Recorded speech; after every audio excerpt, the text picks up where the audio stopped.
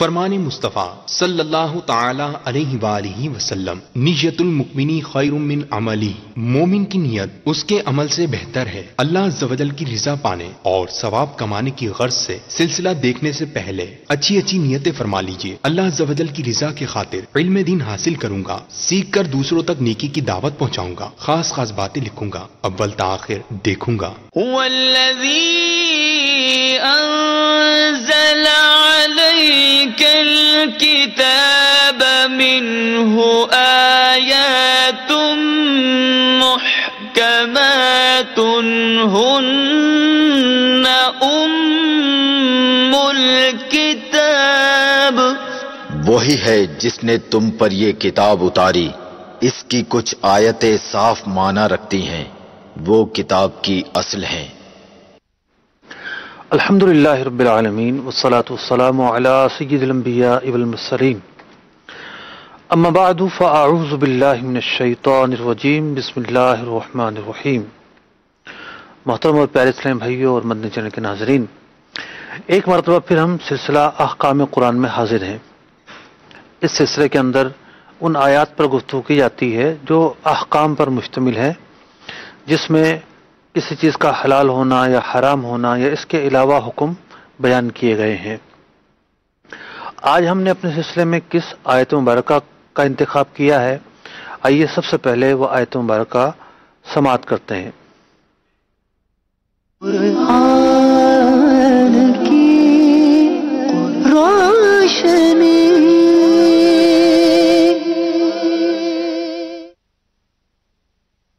ومن أظلم ممن منع مساجد الله أن يذكر فيها اسمه وسعى في خرابها أولئك ما كان لهم أن يدخلوها إلا خائفين لهم في الدنيا خزي ولهم في الآخرة عذاب عظيم۔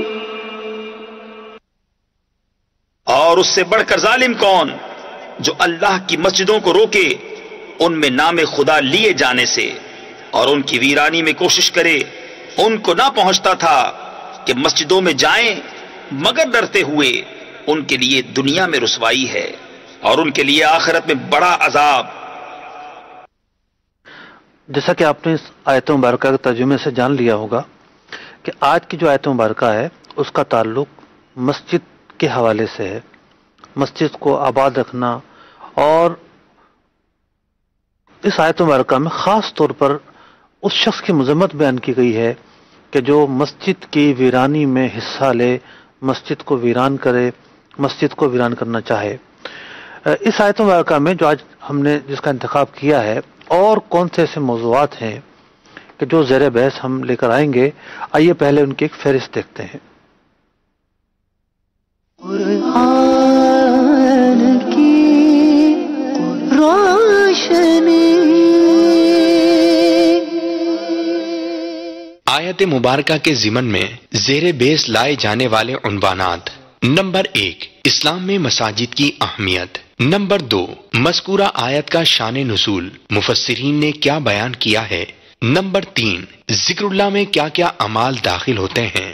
نمبر 4، مسجد کی خرابی چاہنا کس کس طرح ہو سکتا ہے۔ نمبر 5، آیت مبارکہ میں بیت المقدس کی فتح کی غیبی خبر موجود ہے۔ نمبر 6، کون سی صورتوں میں مسجد میں داخلہ ممنوع ہے۔ نمبر 7، مساجد کے تعلق سے چند واجب الحفظ مسائل۔ آئیے سب سے پہلے جو پہلا نقطہ ہے اس پر گفتگو کرتے ہیں، اسلام میں مساجد کی کیا اہمیت ہے۔ سب سے پہلے تو یہ جانیے کہ مسجد کسے کہتے ہیں۔ مسجد اس خطہ زمین کو کہا جاتا ہے کہ جسے کوئی ایک شخص یا ایک سے زیادہ افراد خرید کر اللہ کے لیے وقف کر دیں کہ اس میں نمازیں ادا کیے جائیں اور مسجد سے متعلقہ جو امور ہیں وہ انجام پائیں۔ یاد رکھیے کہ جو مساجد ہوتی ہیں وہ دو طرح کی ہوتی ہیں۔ ایک وہ مساجد ہوتی ہیں کہ جن کی چھت بھی اپنی ہوتی ہے اور زمین بھی اپنی ہوتی ہے۔ ایسی مساجد کے تعلق سے حکم یہ ہے کہ ساتوں زمین تک جو علاقہ ہے، جو جگہ ہے، وہ مسجد ہی ہوگا، اور جن کی چھت اپنی ہے ان کے لیے حکم یہ ہے کہ ساتوں آسمان تک جو فضا ہے وہ بھی مسجد ہی کی ملکیت ہوگی۔ البتہ اتنا ضرور ہے کہ مسجد جب بنائی جاتی ہے اور مسجد بناتے ہوئے اگر کسی نے یہ نیت کر لی ہے کہ مسجد کی چھت پر امام کا حجرہ بنے گا، یا مسجد کے نیچے کوئی بیسمنٹ بنے گا، کوئی تہ خانہ بنے گا، یا پانی کا تالاب بنے گا، تو پہلے اس نے وہ بنایا، مثال کے طور پر نیچے اگر پانی کا حوض بنانا تھا تو پہلے وہ بنایا، پھر اوپر مسجد تعمیر کی، تو اب یہ حوض مسجد میں داخل نہیں ہوگا۔ اسی طریقے سے مسجد کا اسٹرکچر ڈال دیا، پہلے امام کا حجرہ بنایا، اس کے بعد نیچے مسجد کی نیت کی، تو جو نیچے کی جگہ ہے وہ مسجد کہلائے گی، اوپر کی جگہ جو جس کا استثناء عمارت بنا کر دیا گیا وہ مسجد نہیں کہلائے گی۔ اگر صرف نقشے میں تصور کر لیا کہ اوپر ہم فلاں چیز بنائیں گے، کوئی عمارت نہیں تھی، تو جیسے جیسے منزلیں بڑھتی جائیں گی وہ ساری کی ساری مسجد میں ہی شمار ہوں گی، اگر مسجد کی نیت ہر منزل پر کر لیتے ہیں تو۔ مسجد ایک ایسا علاقہ ہے، ایک ایسی جگہ ہے، ایک ایسا خطہ ہے کہ جس میں غیر کی ملکیت نہیں ہوتی، بلکہ بندوں کی ملکیت سے وہ جگہ نکل کر خالصتاً اللہ تبارک و تعالیٰ کے لیے ہوتی ہے۔ مسجد کی دوسری قسم وہ ہے کہ جس کی چھت یا جس کا جو فرش ہے اس کے نیچے کا جو حصہ ہے وہ کسی اور کی ملکیت میں ہو۔ جب آبادیاں بڑھیں تو فقہاء کرام نے ایسی مساجد کی بھی اجازت دی، جیسا کہ آج کل ہمارے ہاں فلیٹوں میں بنتی ہیں، کہ بیسمنٹ میں یا گراؤنڈ فلور پر مسجد ہے، لیکن جو اوپر کی جو جگہ ہے وہ اور لوگوں کی ہوتی ہے، اس کی ملکیت اور لوگوں کی ہوتی ہے۔ تو اس میں بھی یہی ہوتا ہے کہ پہلے فلیٹ بن جاتے ہیں، بعد میں مسجد کی نیت کی جاتی ہے۔ یوں ہی اگر کہیں ایسا ہے کہ چھت پر مسجد ہے، نیچے دکانیں ہیں، تو پہلے دکانیں بن جائیں گی، پھر اوپر مسجد کی نیت کی جائے گی۔ ایسا نہیں ہو سکتا کہ پہلے مسجد بن جائے اور نیچے پھر دکانوں کی نیت کی جائے۔ مسجد جب بن جائے تو پھر نیچے تک مسجد ہو جائے گی۔ اگر استثناء کرنا ہے تو پہلے عمارت بنا کر کرنا ہوگا۔ مسجد کیا ہوتی ہے میں نے مختصر الفاظ میں بیان کیا۔ دین اسلام کے اندر جو مسجد کی تاریخ ہے وہ بڑی ہی قدیم ہے۔ نبی اکرم علیہ الصلوۃ والسلام جب آپ علیہ الصلوۃ والسلام نے مکہ مکرمہ سے ہجرت کی اور مدینہ منورہ میں داخل ہوئے، مدینہ منورہ کی آبادی اگرچہ کہ دور تھی، لیکن جو ابتدائی حصہ تھا، یوں کہہ لیجئے کہ مدینہ منورہ کا اس وقت نواحی حصہ تھا، وہاں آپ نے قیام فرمایا اور وہاں دین اسلام کی سب سے پہلی مسجد کی بنیاد رکھی۔ جی ہاں، اسلام نے سب سے پہلے مسجد جو قائم کی، یا دین اسلام میں جو سب سے پہلی مسجد قائم کی گئی وہ تھی مسجد قباء۔ مسجد قباء کی بنیاد نبی اکرم علیہ الصلوۃ والسلام نے رکھی، اور یہ وہ مبارک مسجد ہے کہ جس کا تذکرہ خود قرآن مجید فرقان حمید میں کیا گیا۔ اللہ تبارک و تعالیٰ ارشاد فرماتا ہے، لمسجد اسس علی التقوی من اول یوم احق ان تقوم فیہ، بے شک وہ مسجد کے پہلے ہی دن سے جس کی بنیاد پرہیزگاری پر رکھی گئی وہ اس قابل ہے کہ تم اس میں کھڑے ہو۔ تو مسجد قباء جو ہے اس کی بنیاد تقوی پر رکھی گئی، للہیت پر رکھی گئی، خلوص پر رکھی گئی۔ اللہ تبارک و تعالیٰ نے خود اس مسجد کا تذکرہ بیان کیا، اور اس لیے بھی یہ تذکرہ کیا گیا کہ جب مسجد قباء کی تعمیر کی گئی تو اس کے مد مقابل منافقین نے ایک اور مسجد بنانا چاہی۔ قرآن مجید فرقان حمید نے اس مسجد کو مسجد درار کا نام دیا۔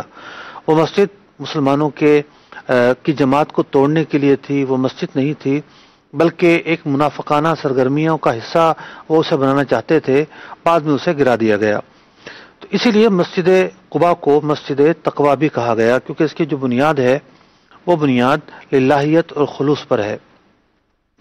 نبی اکرم علیہ الصلوۃ والسلام جب آگے بڑھے، مدینہ منورہ کی آبادی میں پہنچے، تو اس آبادی میں پہنچنے کے بعد آپ علیہ الصلوۃ والسلام نے مسجد کی جگہ کا انتخاب فرمایا، اور ایک خطہ جو ہے وہ خریدا گیا باقاعدہ، اور اس سے خریدنے کے بعد وہاں مسجد قائم کی گئی، اور اس مسجد کو دنیا اسلام مسجد نبوی کے نام سے جانتے ہیں۔ دنیا اسلام میں اس کی جو پہچان ہے وہ مسجد نبوی کے نام سے ہے۔ مسجد نبوی شریف کے برابر میں ہی نبی اکرم علیہ الصلوۃ والسلام نے اپنی سکونت کی جگہ پسند فرمائی، وہاں رہائش اختیار کی، اور نبی اکرم علیہ الصلوۃ والسلام کے شب و روز کا ایک بڑا حصہ مسجد میں گزرا کرتا تھا۔ اگرچہ کہ مدینہ منورہ کے اندر مسجد نبوی شریف موجود تھی، مگر اس کے علاوہ بھی مدینہ منورہ میں مختلف مساجد موجود تھیں، جیسا کہ ایک روایت کے اندر جسے امام دارقطنی نے نقل کیا، حضرت ابو بکر سجستانی رحمۃ اللہ تعالی علیہ بقیع بن اشج رضی اللہ تعالیٰ عنہ سے روایت کرتے ہیں کہ مدینہ منورہ میں 9 مساجد تھی، یعنی مسجد نبوی کے علاوہ، اور وہ مساجد قریب قریب تھیں، اتنی قریب تھیں کہ حضرت بلال رضی اللہ تعالیٰ عنہ کی جو آواز ہے اذان کی وہ بھی وہاں جایا کرتی تھی۔ تو جن مساجد کے نام راوی نے نقل کیے ہیں وہ یہ ہیں، کہا کہ سب سے جو قریب مسجد تھی وہ تھی مسجد بنی عمرو بن مبزول من بنی نجار، مسجد نجار کے نام سے بھی مشہور رہی یہ مسجد۔ اسی طریقے سے ایک مسجد تھی مسجد بنی سعدہ، مسجد بنی عبیدہ، مسجد بنی سلمہ، مسجد بنی راتج، مسجد بنی عبد الاشہل، مسجد بنی زریق، مسجد غفار، مسجد اسلم، مسجد جوہینہ۔ 8 مساجد کے نام ذکر کرنے کے بعد راوی کہتے ہیں کہ 9ویں مسجد کا نام مجھے بھول گیا۔ تو مدینہ منورہ کے اندر نہ صرف یہ کہ مسجد نبوی تھی، بلکہ ارد گرد کی آبادیوں میں اور بھی مساجد تھیں، اور جس قبیلے میں وہ مسجد ہوا کرتی تھی عام طور سے اس قبیلے کے نام سے ہی اس مسجد کی پہچان تھی۔ سرکار دو عالم صلی اللہ تعالی علیہ وسلم کے معمولات میں یہ بات شامل تھی کہ آپ نہ صرف یہ کہ مسجد میں نماز پڑھتے اور نماز پڑھاتے، بلکہ مسجد میں صحابہ اکرام علیہم رضوان کی تعلیم و تربیت کا اہتمام بھی فرماتے، مسجد میں بیٹھ کر مختلف اذکار اور دعا فرماتے۔ مسجد میں آپ علیہ الصلوۃ والسلام لوگوں کو نئی آنے والی وحی سے آگاہ فرماتے، لوگوں کی کسی غلطی کو دیکھتے تو پھر اجمالی طور پر بغیر نام لیے خطبہ دیتے اور فرماتے ما بال الناس، لوگوں کو کیا ہو گیا کہ وہ یوں کرتے ہیں، لوگوں کو کیا ہو گیا کہ وہ یوں کرتے ہیں، لوگوں کی وقتاً فوقتاً اصلاح فرماتے۔ نبی اکرم علیہ الصلوۃ والسلام مسجد میں بیٹھ کے مختلف وفود کے ساتھ ملاقات کرتے، آپ علیہ الصلوۃ والسلام مسجد میں بیٹھ کر مختلف فیصلے بھی فرماتے۔ نبی اکرم علیہ الصلوۃ والسلام ہمیشہ رمضان المبارک میں آخری عشرے کا اعتکاف بھی فرماتے، اور ایک مرتبہ آپ علیہ الصلوۃ والسلام نے مسجد نبوی شریف میں پورے ماہ کا اعتکاف بھی فرمایا۔ مسجد کا تذکرہ خود قرآن مجید فرقان حمید کی کئی آیات میں ملتا ہے۔ اللہ تبارک و تعالی ایک آیت مبارکہ میں ارشاد فرماتا ہے انما یعمر مساجد اللہ من آمن باللہ والیوم الآخر، مسجد اللہ کی مسجدیں وہی آباد کرتے ہیں جو اللہ اور قیامت کے دن پر ایمان لاتے ہیں۔ تو اس آیت مبارکہ میں مسجد بنانے والوں کی فضیلت بیان کی گئی ہے اور مسجد کی اہمیت ہمیں پتہ چلتی ہے۔ ایک اور آیت مبارکہ میں ارشاد ہوتا ہے وَأَنَّ الْمَسَاجِدَ لِلَّهِ فَلَا تَدْعُوا مَعَ اللَّهِ أَحَدًا، مسجدیں اللہ کے لیے ہیں، کسی کی ذاتی ملکیت نہیں ہوتی، کسی کی جاگیرداری نہیں ہوتی، خالصتاً مسجدیں اللہ کے لیے ہوتی ہیں، لہٰذا مسجد میں صرف اور صرف اللہ تعالیٰ ہی کی عبادت کرو۔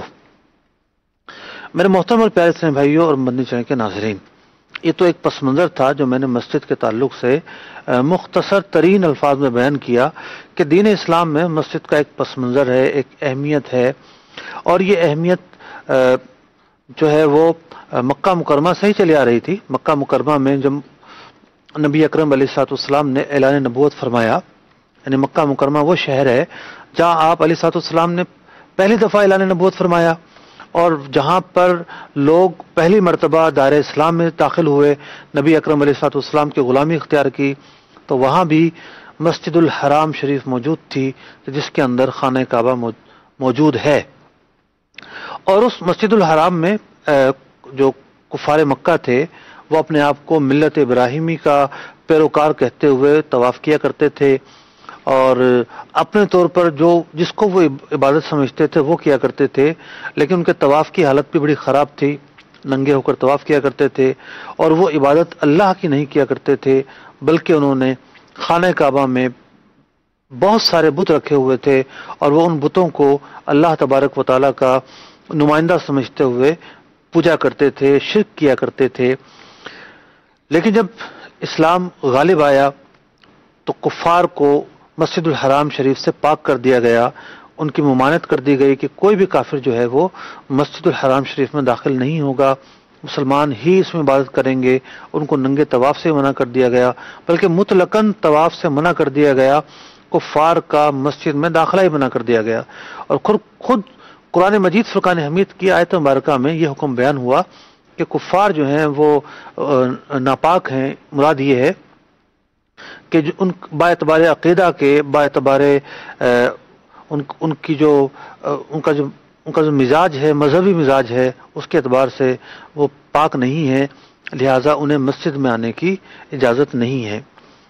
آج جس آیت کا ہم نے انتخاب کیا ہے، اس آیت مبارکہ میں اللہ تبارک و تعالی مسجد کے تعلق سے ایک بڑا ہی بنیادی حکم بیان کر رہا ہے۔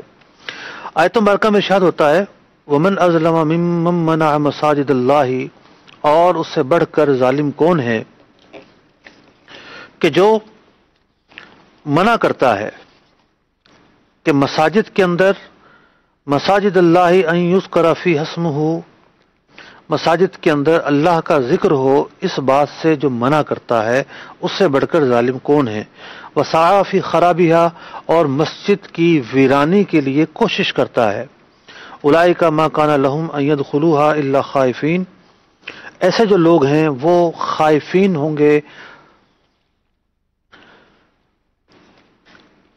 مسجدوں میں جائیں گے مگر ڈرتے ہوئے۔ فرمایا گیا وَلَهُمْ فِي الْآخِرَةِ عَذَابٌ عَظِيمٌ، اور ایسے لوگوں کے لیے آخرت میں عذاب عظیم ہے۔ یہ جو آیت مبارکہ ہے، اس آیت مبارکہ کا پس منظر کیا ہے؟ دوسرے نقطے کی طرف چلتے ہیں۔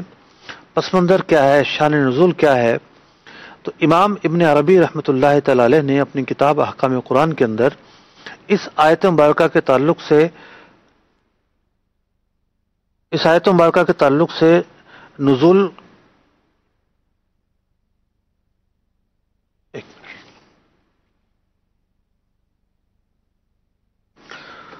وَمَنْ أَظْلَمُ مِمَّن مَنَعَ مَسَاجِدَ اللَّهِ، اور اس سے بڑھ کر ظالم کون کہ جو مساجد کے اندر اللہ کا ذکر کرنے سے منع کرتا ہے۔ میں نے ازلمہ پڑھ دیا، ازلمو ہے۔ امام ابن عربی رحمۃ اللہ تعالی علیہ نے مساجد کے تعلق سے 4 اقوال بیان کی، یعنی اس آیت مبارکہ کے تعلق سے 4 اقوال بیان کیے ہیں کہ یہ آیت مبارکہ جب نازل ہوئی تو اس کا شان نزول کیا ہے اور پس منظر کیا تھا۔ ایک پس منظر یہ بیان کیا کہ یہ آیت مبارکہ بخت نصر کے حوالے سے نازل ہوئی، جو ایک کسی زمانے میں بادشاہ ہوا کرتا تھا، اور اس نے بیت المقدس پر حملہ کیا، اسے ویران کیا، اسے برباد کیا، اور وہاں پر بڑے مظالم ڈھائے۔ لیکن مفسرین نے اس بات کا رد بیان کیا ہے۔ خود امام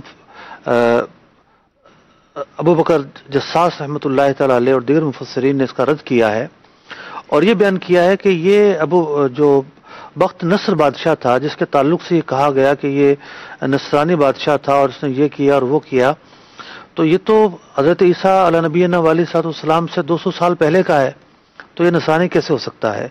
دوسرا قول یہ بیان کیا گیا کہ ایک اور بادشاہ تھا جو نصارہ میں سے تھا، اس نے جو ہے وہ بیت المقدس پر حملہ کیا، اور حملہ کرنے کے بعد وہاں پر مسجد کے اندر خنزیر کاٹے، مسجد کے اندر ناپاکی پھیلائی اور مسجد کو برباد کیا۔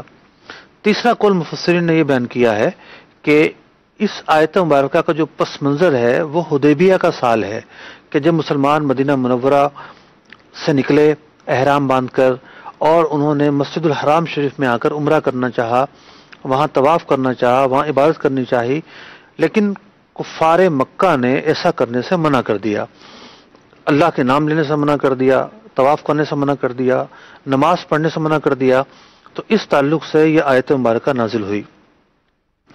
چوتھا قول یہ ہے کہ یہ آیت مبارکہ ہر مسجد کے لیے ہے، کہ اللہ تبارک و تعالیٰ کے لیے جو بھی مسجد قائم ہو، دنیا کے کسی بھی خطے میں ہو، اس کے تعلق سے یہ حکم عام ہے کہ جو بھی مسجد میں اللہ کا ذکر لیے جانے سے منع کرے گا، مسجد کی ویرانی چاہے گا، مسجد کی بربادی چاہے گا، مسجد کو آباد کرنے میں رکاوٹ بنے گا، یہ آیت مبارکہ ایسے تمام لوگوں کے لیے ہے۔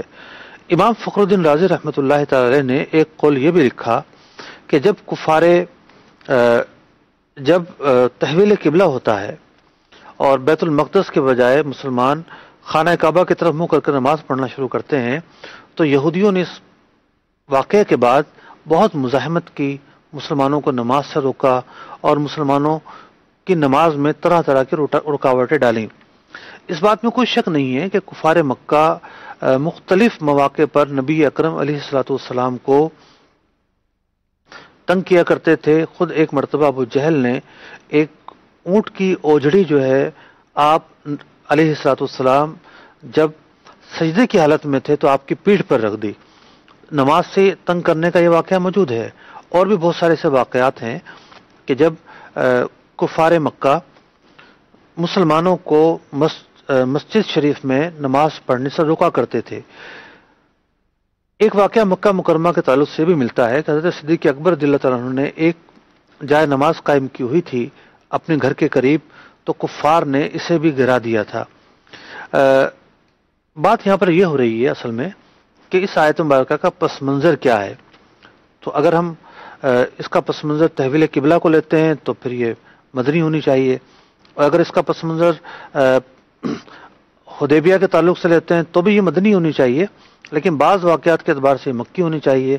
تو اس طرح کے مختلف واقعات کے تعلق سے مفسرین کا کسی آیت کے متعلق اختلاف ہوتا رہتا ہے کہ اس کا پس منظر کیا ہے، لیکن جو قرآن مجید فرقان حمید کی آیت ہے وہ بڑی واضح ہے، اس میں جو حکم بیان کیا گیا وہ بڑا واضح ہے، اس میں جو بات بیان کی گئی وہ بہت واضح ہے، اور وہ بات یہ ہے کہ مسجد کی جو ویرانی چاہے گا اللہ تبارک و تعالیٰ اس پر عذاب عظیم نازل فرمائے گا، دردناک عذاب سے اسے دوچار فرمائے گا، اور مسجد کی ویرانی چاہنا اپنے آپ کو ہلاکت میں ڈالنا ہے۔ اگلا نقطہ ہمارے موضوع کا یہ تھا، یعنی اس آیت مبارکہ کے تحت جو باتیں ہم نے شامل کی ہیں کہ اس میں اللہ تبارک و تعالیٰ نے ارشاد فرمایا ان یذکر فی اسمہ، کون ہے جو منع کرتا ہے کہ مسجد میں ذکر الہی نہ کیا جائے، مطلب مسجد میں ذکر الہی کیا جائے اس سے منع کرتا ہے، کون ہے؟ تو اس آیت مبارکہ کے اندر عبادت کو ذکر الہی سے تعبیر کیا گیا ہے۔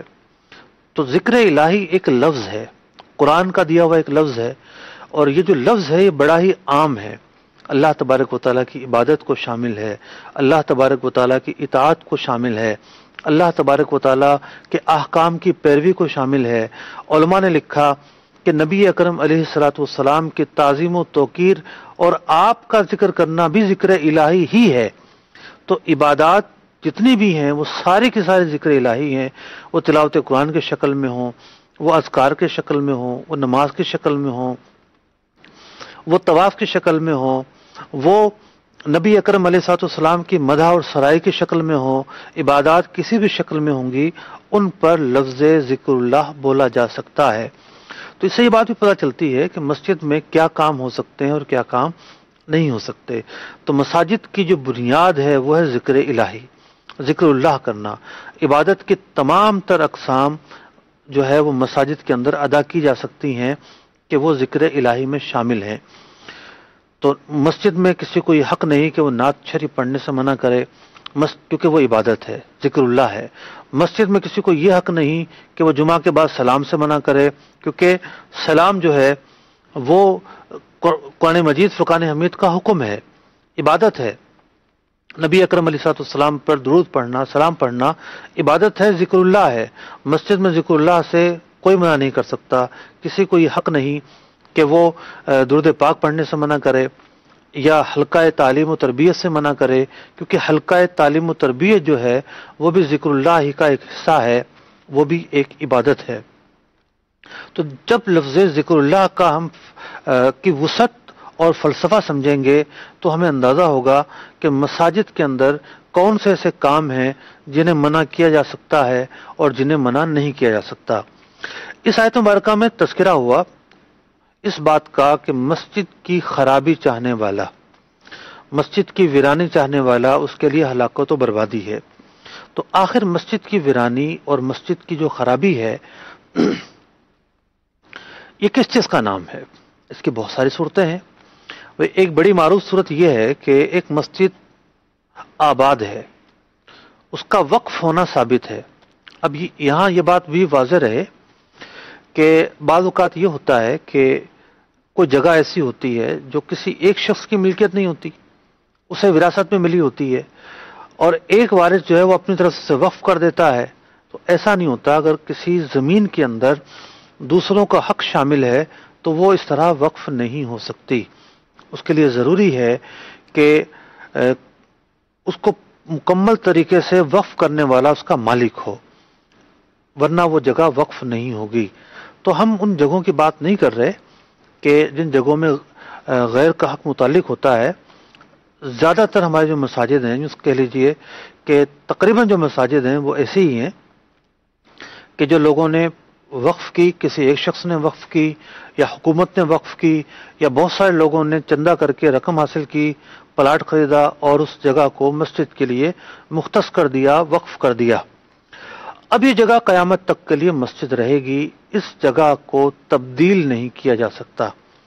یہ نہیں ہو سکتا کہ جناب ایک شخص یہ چاہے کہ نئی کراچی میں ایک مسجد تھی، وہ اس مسجد کو معطل کر دے، کینسل کر دے اور سرجانی میں کوئی مسجد بنا لے اس کی جگہ، یا کسی اور جگہ مسجد بنا لے. ایسا نہیں ہو سکتا. جس جگہ مسجد بن چکی ہے وہ قیامت تک کے لیے مسجد رہے گی. یہ جگہ اگر مسجد نہیں رہتی تو پھر کیا لازم آئے گا؟ مسجد کی ویرانی لازم آئے گی، مسجد کی پامالی لازم آئے گی، مسجد کا فنا ہونا لازم آئے گا، مسجد کا خراب ہونا لازم آئے گا. اور یہ آیت مبارکہ اسی بات کی مذمت بیان کر رہی ہے کہ اگر کوئی جگہ مسجد تھی اور پھر مسجد نہ رہی تو کیا خرابی لازم آئے گی؟ کہ وہاں اللہ کا نام لیا جاتا تھا، اب نہیں لیا جاتا. وہاں عبادت کی جاتی تھی، جب وہ مسجد نہیں رہے گی عبادت نہیں کی جائے گی. وہ جگہ وہاں پر اذان کی صدا بلند ہوتی تھی، جب مسجد نہیں رہے گی تو اذان کی صدا بلند نہیں ہوگی. وہ جگہ جہاں جوتے اتار کر جایا کرتے تھے، مسجد نہیں رہے گی تو نہ جانے وہاں کیا کچھ ہوگا. تو مسجد جب بن گئی تو قیامت تک کے لیے وہ جگہ مسجد رہے گی. اور اس آیت مبارکہ میں یہی بات بیان کی جا رہی ہے کہ جب کہ مسجد کی ویرانی یہ ہے کہ وہاں اللہ کا نام لیے جانے سے منع کر دیا جائے. آج ہم دیکھتے ہیں کہ اگر کوئی روڈ بن رہا ہو، کوئی ٹرین کی جو ہے پٹری بن رہی ہو، کوئی میٹرو بن رہی ہو، کوئی اور چیز بن رہی ہو، تو یہ آواز اٹھتی ہے کہ جناب یہاں سارے قدیمہ ہے، یہاں پارک ہے، یہاں بہت تاریخی بلڈنگ ہے، بہت تاریخی عمارت ہے، روٹ کو چینج ہونا چاہیے، روٹ کو بدلنا چاہیے، روٹ کا یوں ہونا چاہیے. اس کے لیے کوششیں ہوتی ہیں، لوگ کورٹ میں چلے جاتے ہیں، کورٹ اسٹے لے لیتی ہے. اور بلکہ ہم یہ بھی دیکھتے ہیں کہ ایک حلقہ ہوتا ہے جو اس بات پر ناراضگی کا اظہار کرتا ہے کہ جو آثار قدیمہ ہیں وہ کیسے برباد ہو سکتے ہیں، ان کی حفاظت کی جائے گی. لیکن ہم یہ بھی دیکھتے ہیں کہ جب روڈ بن رہے ہوتے ہیں تو بہت ساری جگہوں پر مساجد درمیان میں آ رہی ہوتی ہیں، اور ایسے موقع پر جو افسران ہیں، جو حکمران ہیں یا جو وہ متعلقہ لوگ ہیں، ان کی یہ سوچ ہوتی ہے کہ مسجد گر جائے، مسجد ختم ہو جائے، مسجد فنا ہو جائے، مسجد یہاں نہ رہے، بلکہ اس جگہ پر گاڑیاں چلنا شروع ہو جائے. اس جگہ پر جہاں عبادت ہوا کرتی تھی، جہاں اذان ہوا کرتی تھی، جہاں نمازیں پڑھی جایا کرتی تھیں، جہاں پر اللہ کا ذکر کیا جاتا تھا، جہاں پر جماعت کی روحانیت قائم ہوتی تھی، وہاں روڈ بن جائے. ایسا ہوا بھی ہے. تو ایسے لوگوں کو سوچنا چاہیے اور ارد گرد کے رہنے والوں کو سوچنا چاہیے کہ اگر کبھی ایسا موقع آتا ہے کہ تو سورہ بقرہ کی آیت نمبر 114 جس کا انتخاب آج ہم نے اپنے سلسلے میں کیا ہے، اسے اپنے پیش نظر رکھیں کہ اللہ تبارک و تعالیٰ نے مسجد کی خرابی، بربادی اور ویرانی کے تعلق سے کس قدر سخت حکم ارشاد فرمایا ہے. تو جو شخص مسجد کی ویرانی کو چاہے گا وہ اپنی آخرت کو بربادی پر پیش کرے گا. جو شخص مسجد کو برباد کرے گا اس کا گھر کس طرح آباد ہو سکتا ہے. مسجد تو وہ جگہ ہوتی ہے کہ جس کے تعلق سے احادیث مبارکہ میں خاص فضائل بیان کیے گئے. حضرت عثمان غنی رضی اللہ تعالیٰ عنہ نے ایک جگہ مسجد بنانا چاہی تو کچھ لوگوں نے ناپسند کیا، کوئی وجہ ہوگی اس کی. تو آپ رضی اللہ تعالیٰ عنہ نے ارشاد فرمایا کہ مسجد ایک ایسی جگہ ہے کہ جب جو بندہ مسجد قائم کرتا ہے، مسجد بناتا ہے، اللہ تبارک و تعالی اس عمارت کے جیسا جنت میں اسے گھر عطا فرماتا ہے۔ تو مسجد بنانے کی تو بہت زیادہ فضائل موجود ہے۔ یہ جو آیت مبارکہ آج ہم نے اپنے سلسلے میں شامل کی ہے، اس کے اندر ایک غیبی خبر بھی موجود ہے۔ جی ہاں، اولئک ما کان لہم ان یدخلوها الا خائفین، کہ جب نصارہ نے بیت المقدس کو برباد کیا تو حضرت عمر فاروق رضی اللہ تعالیٰ عنہ نے سب سے پہلے آ کر اس جگہ کا قبضہ حاصل کیا اور مسلمانوں نے وہاں پر نماز شروع کی معاف کیجیے گا، مسلمانوں نے وہاں پر نماز شروع کی، مسلمانوں نے وہاں پر عبادت شروع کی، اور جو وہاں کفار ہوتے تھے، خواہ یہود ہوں یا نصارہ، انہیں پسپائی اختیار کرنا پڑی۔ گو کہ ایک وقت تھا کہ وہ اس پر قبضہ کر چکے تھے اور اپنے ماحول کے مطابق انہوں نے جو کرنا تھا وہ کیا، لیکن حضرت عمر فاروق رضی اللہ تعالیٰ عنہ نے تو بعد میں آنا تھا۔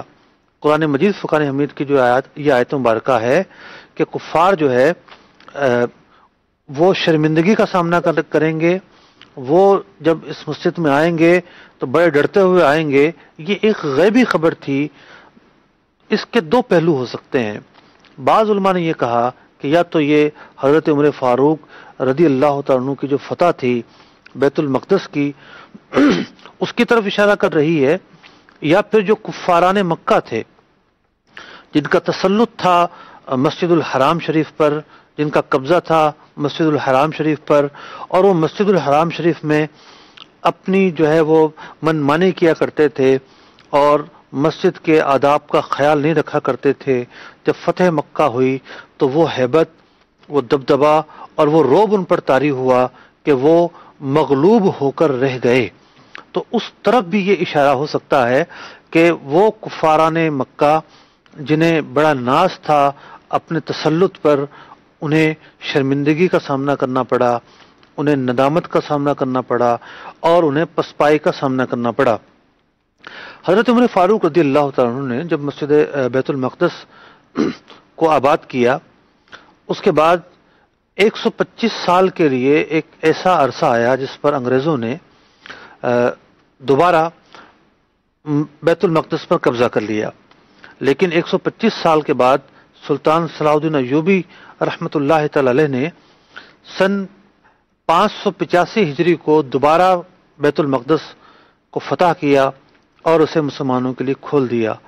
آخری مرتبہ مسلمانوں کے ہاتھ سے جو بیت المقدس نکلا ہے، اس وقت نکلا ہے جب سلطنت عثمانیہ کی خلافت جو ہے وہ ختم ہوئی ہے اور جو سلطنت عثمانیہ مختلف ممالک میں تقسیم ہو گئی، اور کسی علاقے پر فرانس کا قبضہ ہوا تو کسی علاقے پر کسی اور ملک کا قبضہ ہوا، اور یہاں پر بیت المقدس میں آ کر یہود آباد ہونا شروع ہو گئے۔ جب تک خلافت عثمانیہ باقی رہی، کسی کو یہ مجال نہ ہوئی کہ وہ مسجد بیت المقدس کی طرف نظر اٹھا کر دیکھ سکے۔ میرے محترم اور پیارے اسلام بھائیوں اور مدنی چینل کے ناظرین، ہمارا جو اگلا نقطہ ہے وہ یہ ہے کہ اس آیت مبارکہ کے اندر یہ بات بیان کی جا رہی ہے کہ مساجد میں آنے سے کسی کو نہیں روکنا، مساجد میں ذکر اللہ ہونا چاہیے، مساجد آباد رہنی چاہیے۔ تو کیا کوئی ایسی صورت ہے کہ جس میں مسجد میں داخلہ بھی ممنوع ہو جاتا ہے؟ جی ہاں، بہت ساری ایسی صورتیں ہیں۔ مثال کے طور پر جو ناپاکی کی حالت میں ہو، جس پر غسل فرض ہو، حائضہ ہو یا حالت نفاس میں کوئی عورت ہو، اس کو مسجد میں آنے کی اجازت نہیں ہوگی، اگرچہ وہ یہ کہے کہ میں نے نماز نہیں پڑھنی، میں نے تو ذکر اللہ کرنا ہے، اور ذکر کرنا اور درود پاک پڑھنا ان لوگوں کو جائز ہوتا ہے، لیکن چونکہ مسجد ایک مقدس جگہ ہے اور اس مقدس جگہ میں وہ نہیں آ سکتا جو حکمی طور پر ناپاک ہے۔ جس پر غسل فرض ہو جنبی، وہ حکمی طور پر ناپاک ہوتا ہے۔ اسی طریقے سے حالت حیض والی یا نفاس والی جو عورت ہے وہ بھی حکمی طور پر ناپاک ہوتی ہے، اور ظاہری اعتبار سے بھی ناپاکی کا پہلو موجود ہوتا ہے، لیکن بنیاد ہے حکمی طور پر ناپاک ہونا وہی کافی ہے۔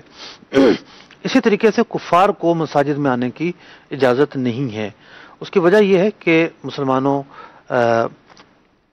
کے لیے جگہ مختص ہوتی ہے جہاں پر مسلمان عبادت کرتے ہیں، کفار کا داخلہ ہمارے علماء اس کی اجازت نہیں دیتے۔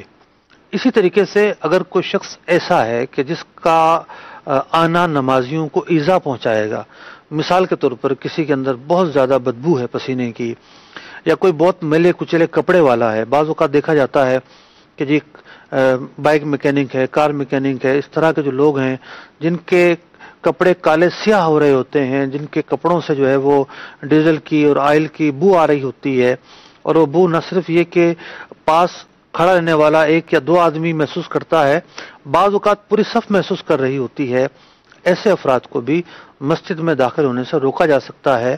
اس موقع پر یہ نہیں کہا جا سکتا کہ جناب یہ جو افراد مسجد میں داخل ہو رہے ہیں تو عبادت کرنے کے لیے داخل ہو رہے ہیں، اللہ کا ذکر کرنے کے لیے داخل ہو رہے ہیں، تو انہیں منع کیوں کیا گیا ہے؟ اس کی وجہ یہ ہے کہ ان کا مسجد میں داخلہ ان لوگوں کے ایذا کا سبب بنے گا جو مسجد میں عبادت کے لیے موجود ہیں۔ تو ان کا اپنی جو عبادت ہے، اپنے جو اذکار ہیں، اس کا تو بدرجہ اولا یہ تقاضا تھا کہ صاف ستھرے کپڑے پہن کر آتے۔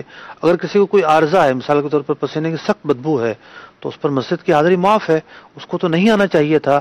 لیکن اگر کسی موقع پر روکا جاتا ہے ایسے افراد کو، تو ایسے موقع پر روکنا جائز ہوگا۔ فتنہ پرور آدمی کو روکنا بھی جائز ہوگا کہ جو مسجد میں داخل ہو کر فساد مچاتا ہے، بدعقیدگی پھیلاتا ہے اور مسلمانوں کے نظریات کو خراب کرتا ہے، ایسے شخص کو بھی مسجد میں داخل ہونے سے روکا جائے گا، مسجد میں واعظ و نصیحت کرنے سے روکا جائے گا۔ کوئی ایسا شخص ہے کہ جو فساد کی تعلیم دیتا ہے کسی بھی اعتبار سے، اس کو بھی روکا جائے گا۔ تو یہ کچھ وہ مواقع ہیں کہ جہاں پر مساجد میں داخلے سے روکنے کی گنجائش موجود ہے۔ یہ نہیں کہا جا سکتا کہ جناب یہ روکنا ذکر الہی کو روکنا ہے، ایسا نہیں ہے۔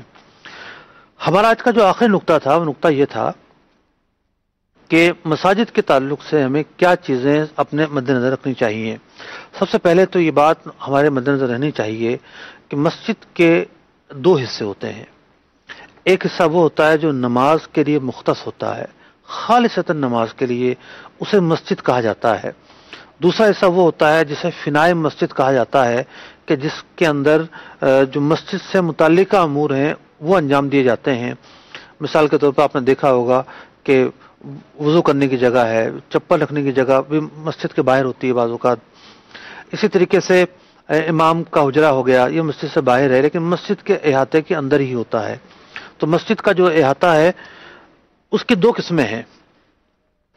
ایک وہ احاطہ کہ جہاں پر خالصتاً نماز پڑھی جاتی ہے، دوسرا وہ احاطہ کہ جہاں پر مسجد سے متعلقہ امور جس کا تعلق خالصتاً مسجد سے ہوتا ہے وہ انجام دیے جاتے ہیں۔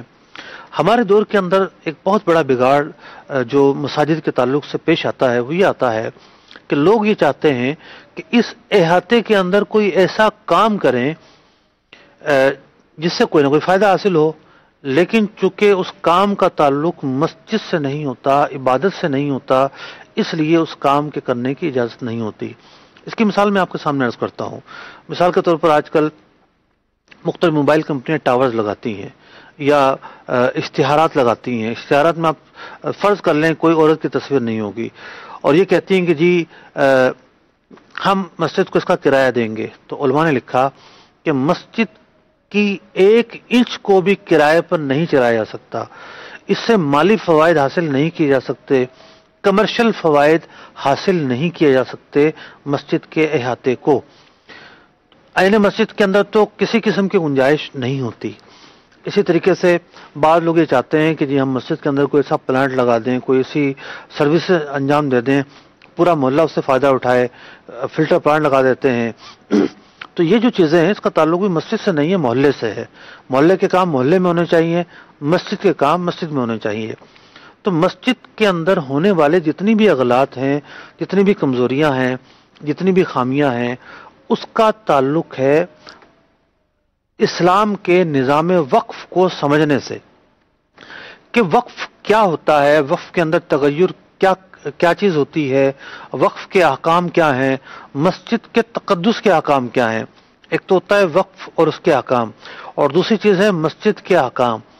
تو جو مسجد، خاص طور پر جو مسجد کی کمیٹی میں شامل لوگ ہوتے ہیں، مسجد کی کمیٹی میں شامل افراد ہوتے ہیں، وہ بعض اوقات کوئی ایسی سرگرمی کر دیتے ہیں کہ جس کی وجہ سے یہ جو آیت مبارکہ ہے اس کے وہ مصداق بن جاتے ہیں۔ مثال کے طور پر ایک جگہ مسجد تھی اور عرصہ دراز سے وہ مسجد رہی، لیکن انہوں نے اس مسجد کے حصے کو جو عین مسجد تھی مسجد سے خارج کر کے وضو خانے میں شامل کر دیا، یا سیڑھی اس پر بنا دی، یا کوئی ایسی اس پر تصرف کیا جس پر اب نمازیں نہیں پڑھی جائیں گی، تو ان افراد نے مسجد کے اس حصے کو ویران کر دیا۔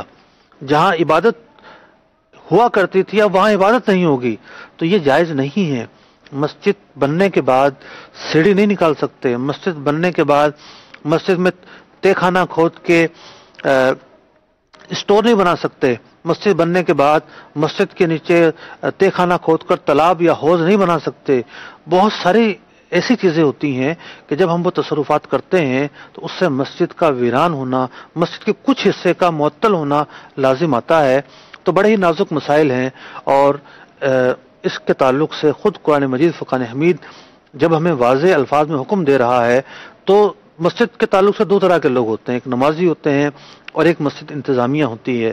دونوں ہی کی اپنی یہ ذمہ داری بنتی ہے کہ وہ مسجد کے تعلق سے جو احکام ہیں، مسجد کے تقدس کے تعلق سے، آداب کے تعلق سے، اور مسجد کے وقف کے تعلق سے، دونوں ہی طرح کے احکام کو وہ سیکھیں، سمجھیں اور اس پر عمل کریں۔ اللہ تبارک و تعالیٰ سے دعا ہے کہ جو باتیں ہم نے یہاں پر بیان کی ہیں ان پر عمل کرنے کی توفیق عطا فرمائے۔ آمین بجاہ النبی الامین صلی اللہ تعالی علیہ وسلم۔ قرآن کے احکام پہ بھی مجھے کو چلا دے۔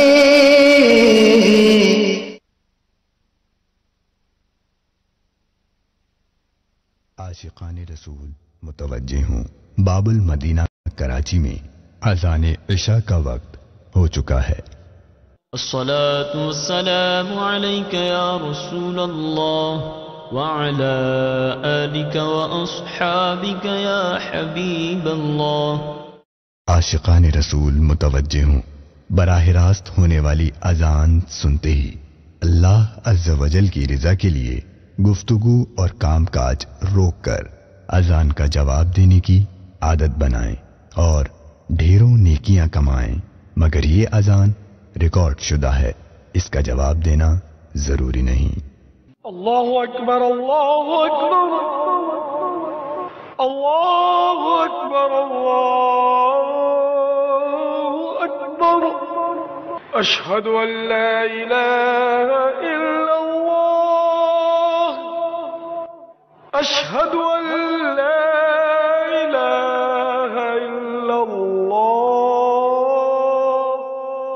اشہد ان محمد رسول اللہ، اشہد ان محمد رسول اللہ، حی علی الصلاة، حی علی الصلاة،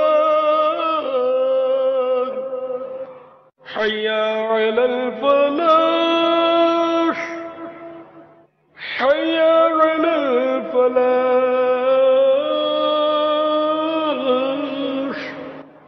الله أكبر الله أكبر، لا إله إلا الله۔ الصلاة والسلام عليك يا نبي الله وعلى آلك وأصحابك يا نور الله۔ اللہ